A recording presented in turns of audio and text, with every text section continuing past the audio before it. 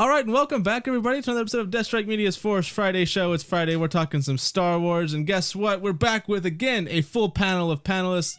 Also, my child is right there off camera, but we have James Armstrong at the very end. How you doing, James? Doing well. Finished a spring cleaning project that obviously I started in the spring and didn't finish until now in October. It's fall, spring, fall, whatever. Yeah, You missed summer, but whatever. Yeah, exactly. Yeah. Later, buddy. How about you, Sean? How has life been for you this last week? Better than I deserve. Made some big changes in life, and Also good. We'll see how this is going to play out. How about you? Not bad. I've been really busy. In fact, I was so busy I did not give us show notes because, well, that's what life deals with you sometimes. You just got to roll with it. We're improvising. We did this a couple weeks ago, and it did fine. So we'll smash it again. But other than that, everything's been great. 3-year-old still here, so that's still good.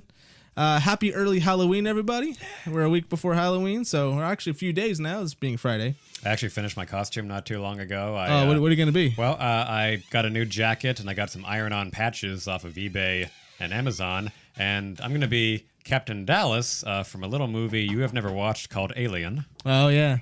Yeah, But I get the reference. Okay, good. Yeah, Captain Dallas. Yeah, I get the reference. Just kind of like trim my beard a little bit, alter it a little bit, and kind of mess up my hair and be that immortal character played by Tom Skerritt. How about you, Sean? You dressed up for Halloween? No, my wife is, though. For her school, they're allowing the teachers and faculty to dress up, so Nice. to encourage school pride. Nice. She'll be going as I think she's actually going as Arwen. Oh, that's an easy one for the school. Nothing too she'll have to out do her there. job.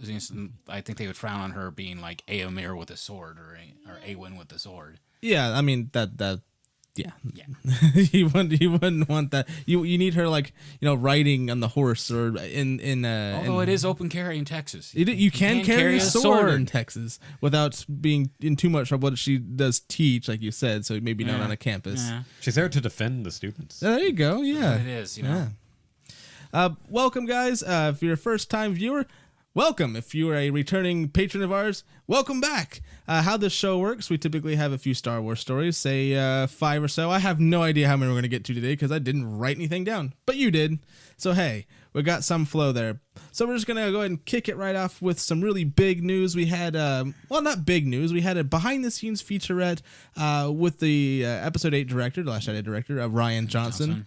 It was a really good behind-the-scenes. It didn't really give away too much. It gave you nice, juicy little tidbits to go, well, what is that? Oh, I think I know where they are in this scene. And it did cover, if you caught a little glimpse of it, Chewie had feathers in his mouth. Was he eating a porg? I missed that part. Yeah. Sean, your first thoughts on seeing it? I think he finally snapped and just bit his head off, Ozzy Osbourne style, like old school. Well, we know Chewie will not be going back to the Alamo. Oh. Yeah. They don't. Yeah. Yeah, that they could taste the same as bats. We don't know. We have no idea.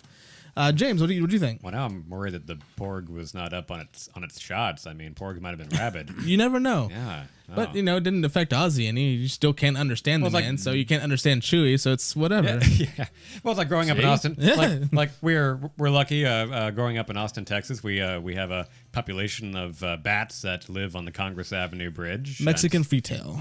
Yeah, is it Largest freetail or colony. fruittail? I always get that mixed up. Freetail. Freetail? Yeah. Okay. Want to make sure I get that right. Yeah. So we always know to stay clear of the bats because they may be rabid. Yeah. But this was a fun featurette. It looked like 3PO and R2 were back on the Falcon Yeah, at that's some right. point. I saw that too. So I guess they leave the island at some point and pick them up, and so That's obviously the case there. We also got to see a behind-the-scene glimpse of the Red Throne Room, which I thought was very interesting that they went ahead and showed that. But what I found to be the most interesting is that all the behind-the-scenes guys, like the grips and the stuff like that, were all wearing blue sort of mesh shoes so they wouldn't leave footprints everywhere they were. Did you notice that? Yes. Thoughts on seeing that particular scene, or was there a scene that for you, Sean, that stood out? Not particularly, honestly. I watched a couple of people spend 30 minutes dissecting every scene. We're good. We're not that good. Yeah, we're not that good. But no, it was just interesting to see a lot of the Millennium Falcon. It's good to see it. Yeah, full size too. Yeah, Pinewood Studios. That's really why I kept rewinding. I'm doing I have a button here, but I kept clicking back to that. That's what I was actually more interested in. Yeah, no, That and yeah. the feathers in Chewie's mouth. You know. Yeah, as soon as I saw that, I'm like, he's eating a pork. I knew he's eating a pork. I do have a pork on my shirt, and Chewie is right there. This was the Force Friday free shirt from Toys R Us. Nice. Oh. Yeah, they had one left. I was like, oh, I want it. Oh, that's pretty cool. That's why it's a little tight. It's a medium. Shows off the guns. Anyway, I was gonna say, James, have you been working out? I lift a 30-pound child every day, so multiple times a day. And sometimes I do that. I'm like, girls. But any further I hope thoughts? your kid enjoys that. Row, He does. Row, He row. does. Further thoughts on seeing the behind-the-scenes featurette? Two more things. It looked like Poe Dameron was jumping into that trench Yeah. on the red Yeah, planet of Crate. Crate. Red I got it soil. right. Crate. Yeah. The red soil splashing over. That makes me wonder: is he gonna crash 2 spaceships in this movie? Because we've already seen his X-wing blow up in the first teaser. He didn't So crash that. That's not an Okay, official well, it crash. blew up on his watch, or he was near. Oops. Way to break it. Sorry. Now I'm pounding my fist and making stuff crash. That's okay. It Yeah. happens. I Way to use the Force. pulled a Poe or Anyway, surprise force powers. there you go. But yeah, so Poe Dameron continues to have bad luck with all of his spaceships, always getting blown up left and right. But he's the best pilot in the Resistance. Yeah. So, but still, I guess You can't be the best without blowing some stuff up. exactly. You can't fly if you don't have your ship. Yeah, well, I'm sure he gets another one. So that, but to me, actually, the cool part was there was some shot of some giant animal. Space horse. Yes. Okay. That's a space horse. That's a space horse. That thing is huge. Yeah, Yeah. Space Horse. And to me, if that thing was the color red, it would totally look like Clifford the dog. You're totally Oh, wow. right. Yeah. Big ears. Like so. If you guys shoot, they're already done with the film, but could y'all go back and make that horse red so it looks like Clifford? I think you'll sell more toys that way. So They'll that's, just use the same prop when they make Clifford the Big Red Dog. Okay, there we So go. that'll work. I'm not sure if that's a Disney property or not. They'll acquire it. Yeah, I'm sure they can afford They will the find a trademark way. fee. Yeah. Oh, how much is the Clifford? No, we'll write you a check. It's here. Just something take the cash. Something just popped in my head. So he's the best pilot in the galaxy, right? Resistance, yes. Or Resistance. We're going to say galaxy. That He works. keeps crashing. Anakin also in the Clone Wars, Wrecked a lot of stuff. like constantly. Yeah, he also lost his lightsaber a lot too. So it must be a thing with like, you know, really, what would they say? Like a messy room or messy house is a sign of a genius. Same thing maybe in a far, far away. If you're really good at something, you're gonna wreck stuff. You're never gonna gain the experience by sitting still. Yeah, but it's So- just the idea that the worst pilot is like navigating the Death Star. Because the only way you can make sure it gets there in one piece. That's true. Counterintuitive behavior. Well, look what happened to the Death Star though. It got blown up. Piloting error. It wasn't piloting error. It was not pilot error. It's very true. It's so true. But yeah, no, behind the scenes was fantastic. Like, I love Ryan Johnson was always carrying around his camera wherever even like when he was like behind the lens of a camera saying action, you could see this camera strap around his body. Because he's always taking photos. He loves taking photos. At Celebration, he had it with him everywhere he went. And seeing him have it behind the scenes is something telling of someone who's really passionate about this, who isn't going to take this Star Wars isn't meant to be not lightly. He's going to love every minute of it. He loves being a fan of Star Wars, and he's going to cherish it like you would, like I would my child, or you would like a prized possession, or a career that you are passionate about.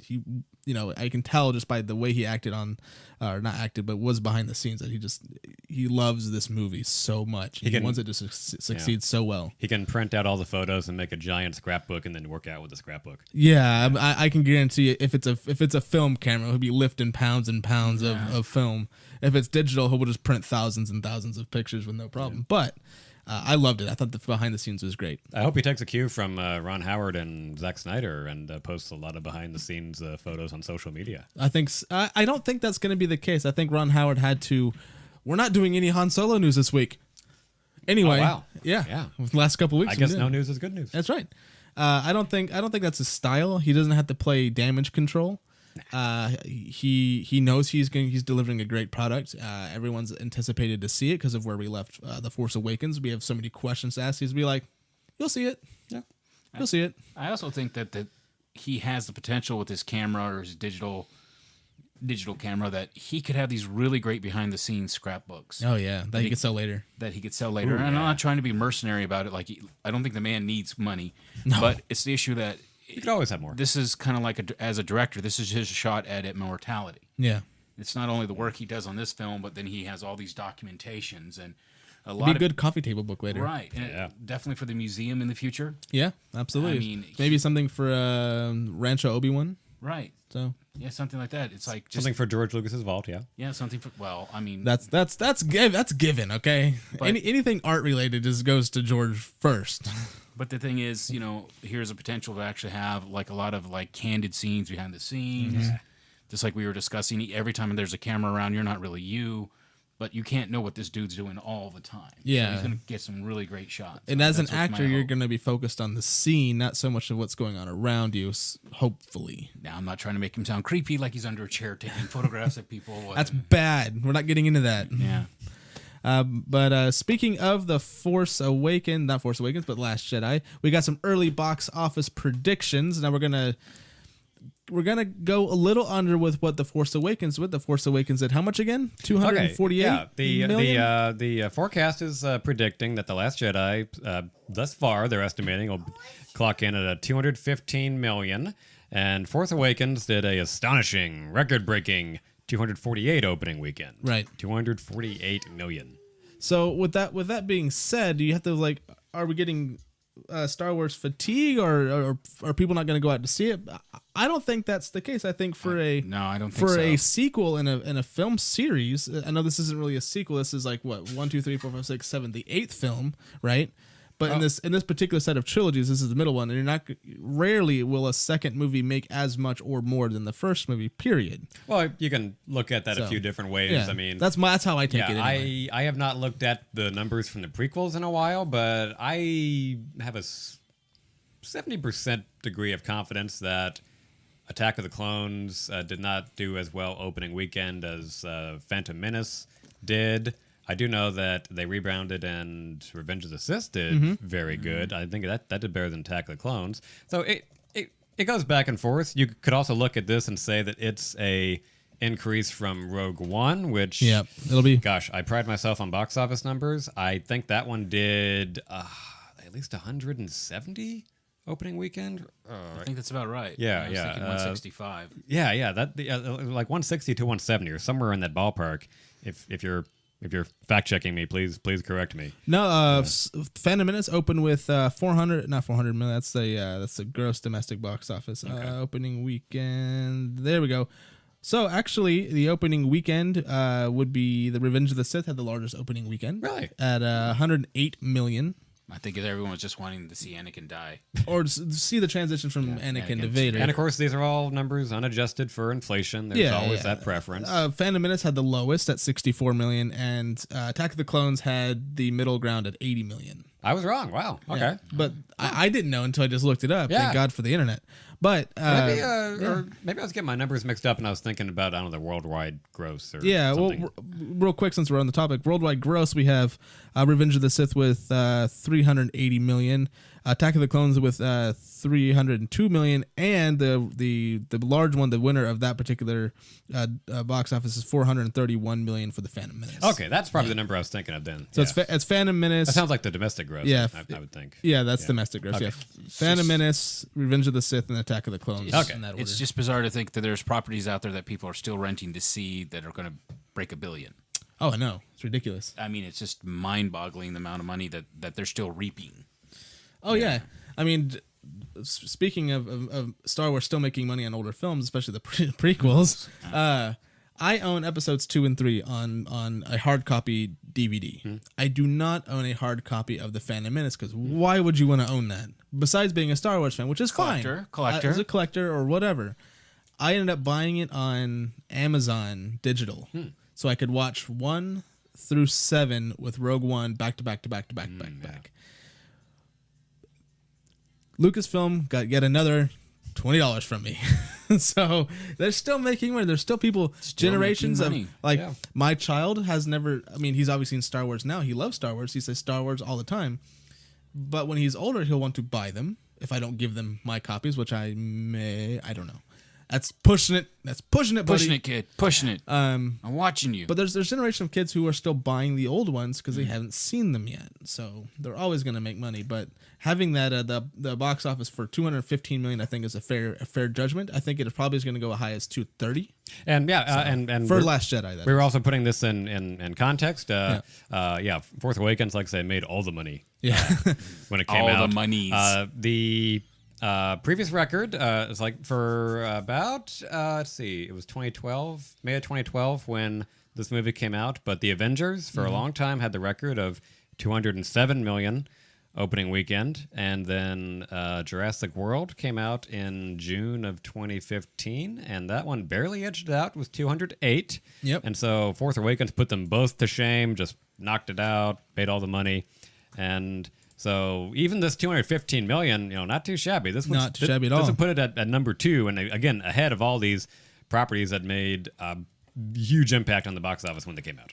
Absolutely, and I think Star Wars, I think Disney overall will have the top 15 spots before long. In the domestic box office. I think they already hold one through like 1, 2, 1. I was trying to remember 3. I don't. They own a lot of them. I think they're going to have the top 10 eventually. I was going to just add an asterisk to this. I think 215 is actually low. I do too. Yeah, that's why I was going 230. As well received as Rey was, and even though there were people that panned it, they're not going to miss out on seeing their old friend Luke. That's right. So Leia. I'm going to maybe put like a cup of coffee or something out there that is going to hit 300. Yeah, I won't go as high as 300. Oh, no. I will say there will be. So? I'll say there's more rewatchability for this one, so you'll have people going back again and again and again, rewatching it again and over, more so than The Force Awakens. Now, the hype may not be as high because The Force Awakens was the first decent Star Wars movie we've had since whenever Revenge of the Sith came out. 05. So there's that for The Force Awakens. However, with The Last Jedi, I do feel that there will be more rewatchability. Like there will probably be a twist of some sort or some sort of reveal that will have people going back again and again, much like the Vader scene. No, I am your father. So we'll see. We'll see how that plays. That's kind of what's playing into why I think it's going to be a much higher number. Is that from going to all the little corners of the interwebs and all that, the fact that there is supposed to be some big event. And so that means the guys who are willing to wait in line to see it for that opening night is going to come back. They're going to take a nap and be back in an hour to come back and see it. Well, although, just to play devil's advocate, I mean, what if they do have a big twist, a big reveal, and it sucked? I don't think it's a possibility, but it's a very low possibility in my opinion, just because the amount of time that this film has been made, like the length of time that they've made this movie without any major reshoots, without any major dramas, without any major like setbacks or anything. When they delivered the product to Kathleen Kennedy, she was like, "This is perfect. This is great. This is exactly what we want to do with it." If they didn't have that key, and I know they're probably going to do, they probably already had some sort of test audiences, I'm sure, or they're going to have them here shortly. Oh, sure. If it didn't pop then, or I'm sure they already had some small test audience. In fact, I think we covered it, or I saw a thing of they had small test audiences, or that was for Rogue One. Rogue One. That's when they went back and changed a few things. I think we're too late in the game to change major things, but I think if they do have a test audience to see how they take it, I think it's going to blow them out of the water. I honestly do. Just go back and make the Space Force red, though. Do that. Yeah. I mean, why not? Why not? We got to have more red, right? Look at it. It fits with the theme of the movie. Everything is red. The planets are red. The guards are red. The logo is red. The poster is red. I was going to say logo, so thank you. Yeah. No, I think that would be a good thing. Just have one red one. Spot the red one. Oh yeah. But yeah, no. We're gonna keep it with the Last Jedi theme. A new photo came out of behind. I don't know if it was behind the scenes, if it was a staged photo, but it was of Luke Skywalker holding, or it looks like he's thumbing through some of the old books, Jedi Temple books. Right. You can be a you could be in book club with Mark Hamill. Yeah, the Star Wars book club. There you go. This is its beginnings right here in a galaxy far, far away. But it looks like Mark Hamill is thumbing through. Maybe I don't know. I can't see what book it is, obviously, because maybe it's written in a language I don't understand. Probably not, obviously. but it looks like he's judging whoever he's looking at, going, "This isn't in the text. What are you doing? Stop skipping ahead. You read ahead, didn't you?" Can you cite your sources, please? Exactly. It's not in the manual. It doesn't exist. It's not canon. It's not canon. Yes. It's not canon. I can totally see like the story group like going, No. it's not canon. Don't worry about it, guy. It's like, no, I knew Han Solo for years. He didn't shoot first. See, it's right here, black and white. Insanity ensues. from Cats right and there. dogs living together. Mass hysteria. But James, what are your thoughts when you saw this photo? You think it was? First off, do you think it was a staged photo, or do you think it's a scene that we're actually going to see in the film? Like kind of like the stuff we saw out of the Vanity Fair issue stuff. yeah, I don't know. I mean, Didn't have that flair to it, but it looked nice and glossy, so it was well lit. So much so that I almost feel like maybe they finished a take of him by the bookshelf, and then they just had him pose for a quick shot. So I think it's a promotional photo. This is the photo is from USA Today, by the way. Okay, That was brand new. I will say though, as someone who has a lot of books and a lot of shelves for said books, that like for a guy reading up on the history of the Jedi, which spans millennia, you'd think he'd have a bigger shelf or a bigger. They're very collection. condensed books. Oh. This is Well- like the Reader's Digest version. You also have to keep in mind that Cliff Notes. It would suck if like those are Idiot's are the Guide Cliff to a Notes. Jedi. Yeah. No, We're patenting that. If it's not been made, Mr. Lucas, let us make it the Idiot's Guide to being a Jedi. Idiot's Guide to Like- being a Jedi. it's like I was only given a tutorial by Obi-Wan briefly in episode 4, and then Yoda took over, so I never got the right textbooks. I just picked up the Cliff Notes ahead of time. Look, it was So, community yeah. college. The Yeah. site was down, the bookstore was closed. Yeah, that to me is pretty funny. But I don't know. Like I feel like there's more to it than that. Mainly because there's obviously got to be more books, right? I mean, you can't just have like 6 books. Like I got the whole series. How long were the Jedi around? A couple thousand years. Once again, it's the issue of did they write things down? I mean, a lot of it was probably if just basing it off human cultures. A lot of it was just oral tradition, or it was placed upon large objects you can't carry around very easily. Well, that, and if we're taking in the Legends adaptations or the thinking of Jedi have been around forever, and there's always been a war with Jedi and Sith and Jedi and the Mandalorian War. Jedis have up and down forever, right? When the Sith came about, even though they've been around for pretty much as long as the Jedi, because you always have to have a balance. I would think, much like what Palpatine did, is as soon as he wiped out the Jedi, he went and erased all of the Jedi. So anything they had, all the temples they had, all the writings they had, all the because we see in Coruscant they had a giant library, Right. wiped out completely, gone. So I'd imagine as like any ruling person comes into like a I guess country or whatever. You go in and try to wipe those people out. You want to wipe them off the face of existence. Like they didn't exist. History is written by the victors. Exactly. Right. So it's like he may only have this many books that were saved maybe by other like Jedi who are the keepers of knowledge, maybe like the Wills or the librarians from what we think of as Star Wars from the prequels. Maybe that's just what's left. That's written down because everything maybe is digital on tablets. That's what you see in Star Wars. You see like digital. Yeah, everything's in a digital format. Yeah. So maybe this is the hard copies that are left. Or, it's like the foundation, going by human society, number one, the issue of destroying all the history. It's what the first Chinese emperor did. He said, let's build a great library, bring all the knowledge there, and then he burned it to the ground so he could rewrite everything. This is why I like you on the show, because you actually have the references in your head going, this is what happened with this culture. I was trying to reference it. It wasn't coming into my the Chinese Rolodex in my culture. mind. But the thing is, So- we know a lot of like oral traditions, everything from ancient China that was passed down. But Right. the actual written stuff gone, except little things. And I'm thinking that these may have been personal collections. There was mention in the new Star Wars comic of the Journal of Obi-Wan. Right. So one of these could be the Journal of Obi-Wan. Because at the basis of like the cathedral system in the West, almost every monastery has a handwritten book of a saint. Right. Or a copied of a handwritten book of a saint. So it's almost like a foundation stone or like a cornerstone to a building. It has to have some kind of relic of information that's there. Right. So kind of like a Chinese temple or all that. These may be the relics, literally, because he went on a quest to go find what was left? Well, yeah, his quest, from what we know, is he went looking for the first Jedi temple.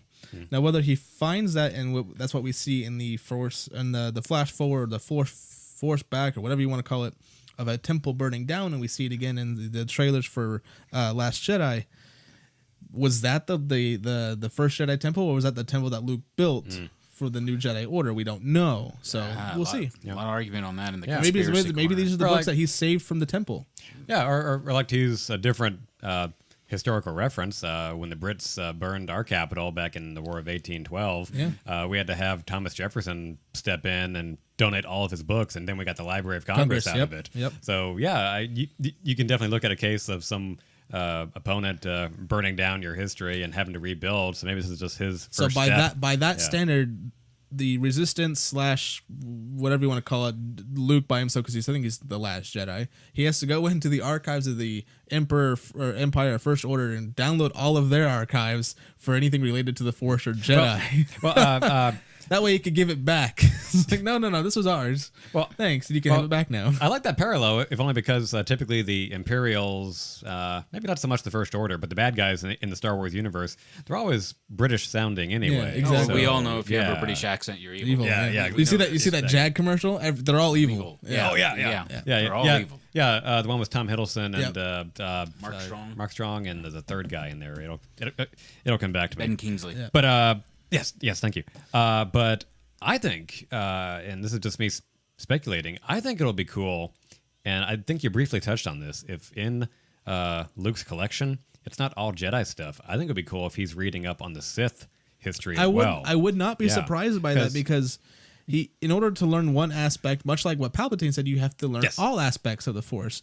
And if he finally realizes that you can't have one without the other, maybe if one leaves completely, it'll all go away. Well, if there is one like... And the only way to know that is to go through the Sith archives and the Sith history to go, oh, this is... Maybe they'll touch on this. This is when the Rule of Two started with Revan. Was it Revan? Correct me. I think it's Revan.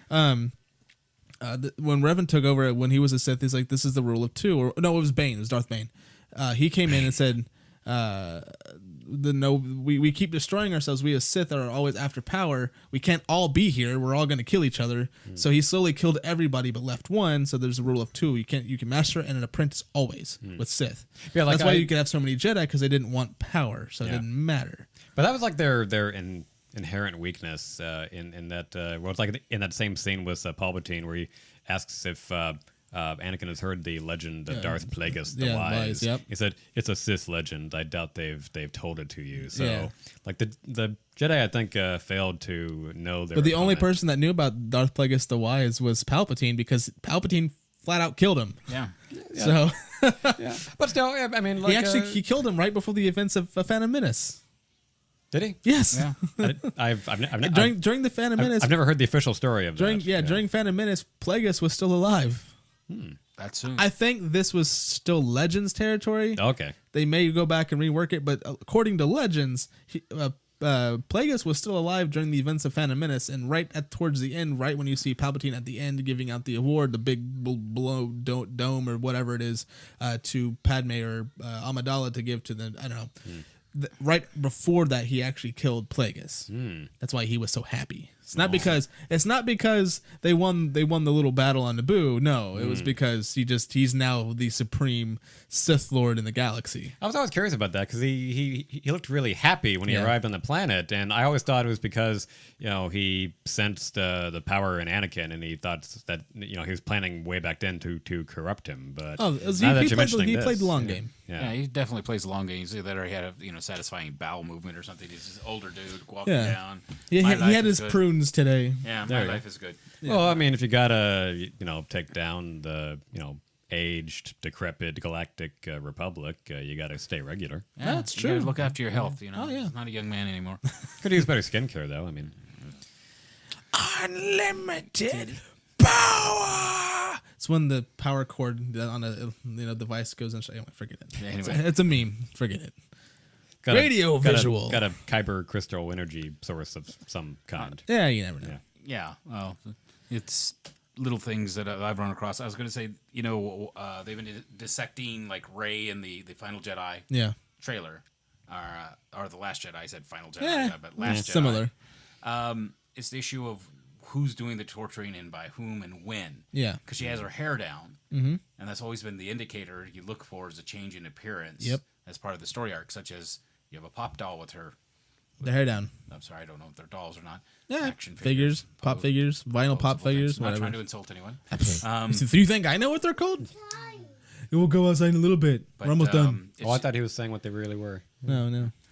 But that's also, I was really, listening to the guys that were dissecting every little thing. And it's almost got down to the conspiracy corner again, where it's like, Snoke has now chose her over Kylo and all this other little drama. God, I wish I had that much time on my hands. I heard that same theory, and I'll touch on that real fast. I don't kind sleep. of dig it, actually. I kind of dig that theory only from an aspect of, okay, they're going that route. Yeah. That's the only reason I like that theory, because it makes you pause and go, could it be? Now, is it? But could it be? And what would be the ramifications of it doing that? Of her doing that? You know what I mean? Like, Well, I guess to don my tinfoil hat, there was, like if you want to nitpick every little detail, there is the fact that in the new trailer, and we made reference to this last time, Snoke does brag or boast about how he noticed the raw, unlimited power So does within with the mirror, Kylo. yeah. And then Luke refers to Rey's Raw. strengths as raw. So Snoke is after the most rawest person out there. So it just comes to show you that this is going to be a wrestling match where we're just going to be SW Raw, Well, Star Wars Raw. not on that note, but Ding, the thing ding, is, he's. I think the basic storyline that we can gather is that he's sending Kylo to capture Rey. yeah. So that's going to be like that showdown moment. Is there going to be a showdown?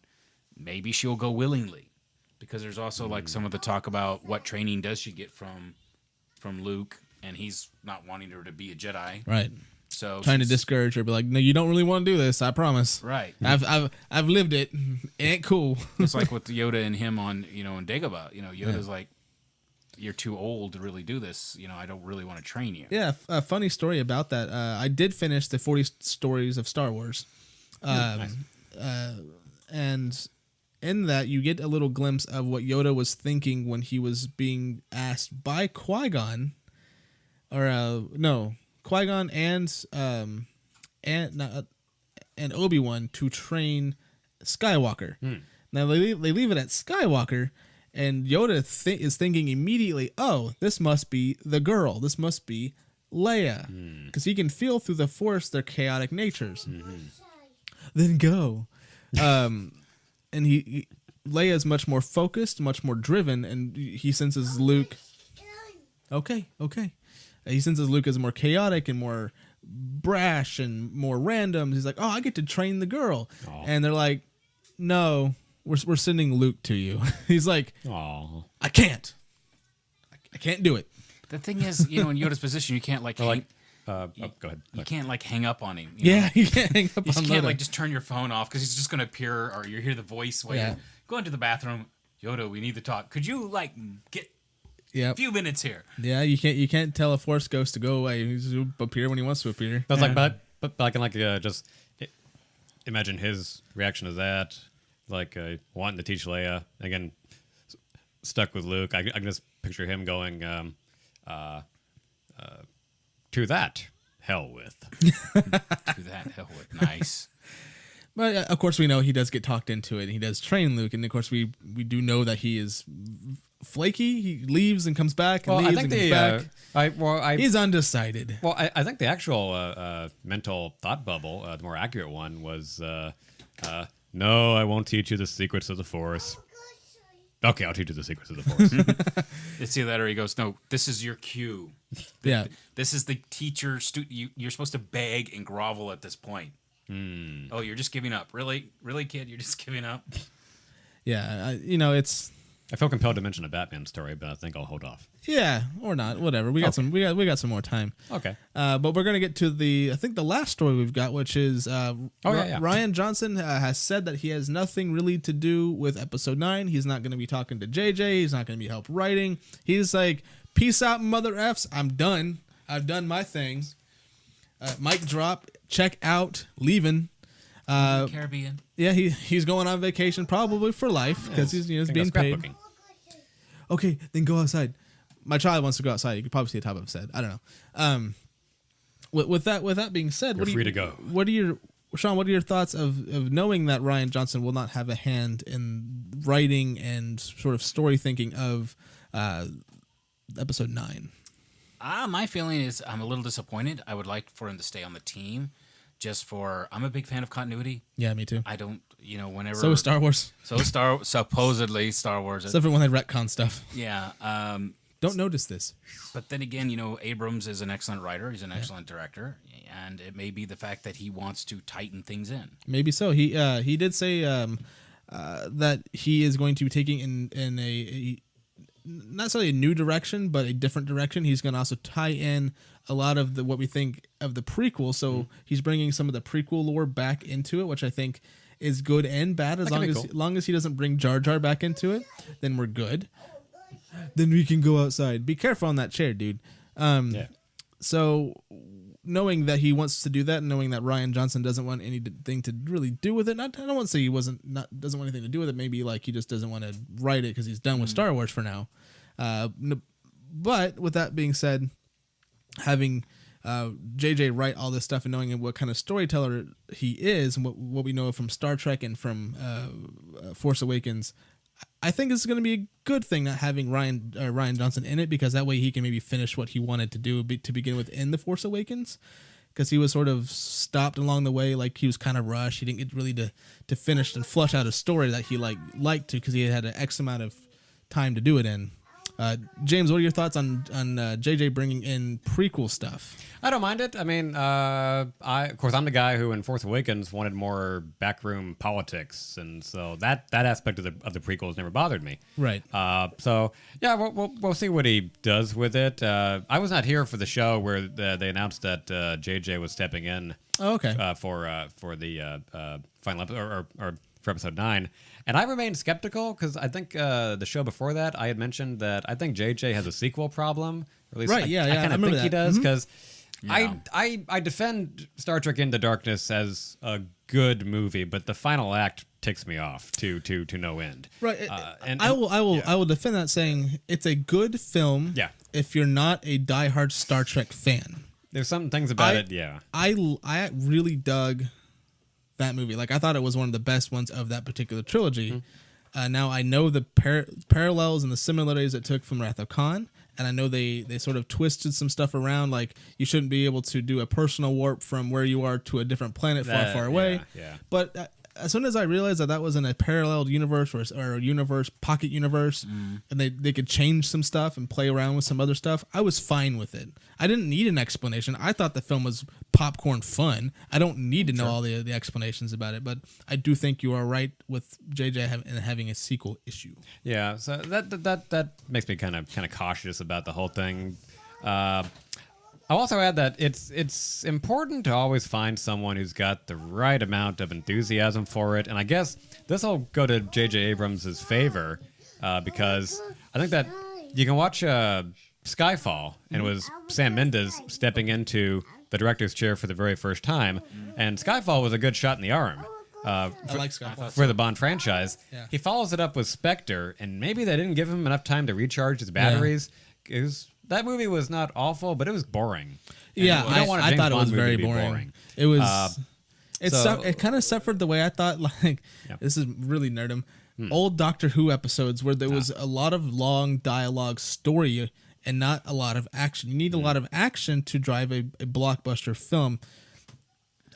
That's the problem I had with Zodiac. It's exactly the problem I had with Zodiac. I know we brought this up before. It was a long. My very first show. Yeah. It was a long drama without any major hooks. I was not hooked. There was no hook in real life. It's just that stuff actually happened. I know.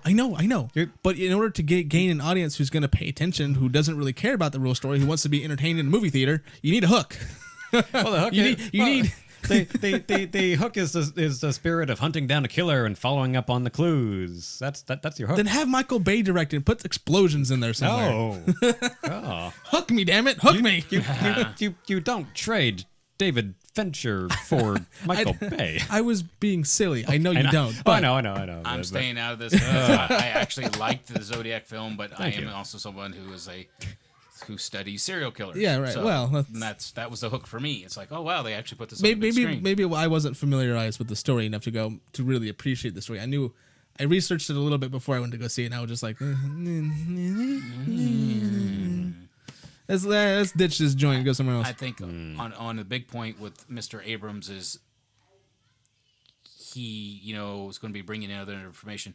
For me, it's like I worry about Lost is that he does want to explore and tie things up. Yeah. But tie things up the way he understands it. And it's like sometimes, Mr. Abrams, we don't have your internal monologue. That's true. Could you be a little clearer on some points? And that's why I was kind of like, I like the continuity of the other guy staying on. Yeah. It's like, I don't think they're going to get this, JJ.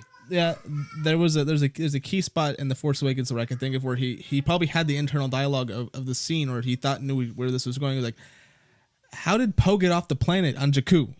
Yeah. All we see is he crashed, and then we see him in action later. You're like, he's Poe Dameron, man. Yeah.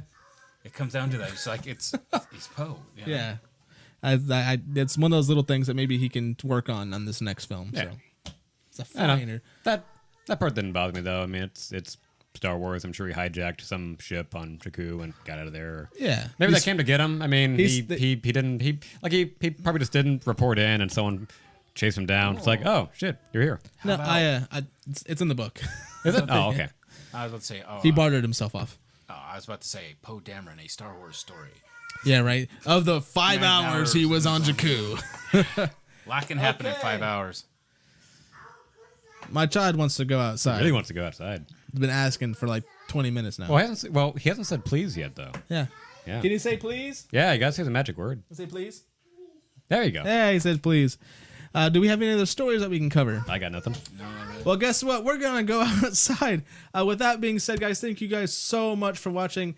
Please remember to hit like, share, and subscribe. Please subscribe. You'll see the button here. It'll be right above the helmet or right on the helmet. It'll be in this general area. Hit that button for the subscribe. Smash it if you want to. Again, make a comment. Tell us how much you love us, how much you suck, or we suck, or whatever. Whoever sucks, I don't care. Not him apparently. Check out last week's episode, guys. It's right here. Check out 2 weeks ago show. It's right there, guys. And remember, we'll see you next week. Yeah.